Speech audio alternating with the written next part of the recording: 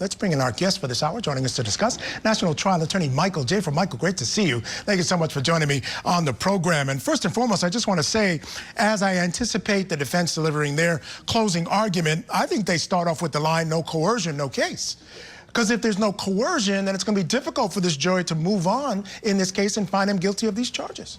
I 1000% agree with you. I always tell young trial attorneys that whenever you have a case and you, before the trial starts, you feel that there's a weak part of your case, you lean hard onto the strong part of your case. Why do I say that? I think that the prosecution knew that the weakest side of their case is the word coercion. I've said this before the trial started. They knew that that was the weakest side of their case because of the facts that they knew that they were going to present. So they leaned hard on the other side of their case, which is the grossness, the disgustingness of his conduct and the unconventional nature of his conduct and the sheer depravity. And they did that, in my opinion, in order to have the jury give them reasonable inferences when they deliberate the case on the coercion side by thinking about the grossness side. Because what are the odds that any member of that jury could relate to any of the conduct that Sean Combs pretty much is clearly done?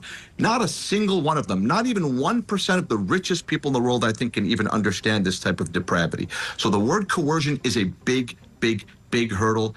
Will they overcome it? We'll see. I think their closing argument is going to be basically leaning into that. I think they made a huge mistake in this case by not using their biggest asset, which is Sean Combs on the stand, which is a trained actor who's acted in plays, who could have stood up there and just verified everything that their theory wants the jury to verify. But other than that, I think their closing arguments are their case, because their cross-examination of the witnesses was basically their presenting of the evidence in their case.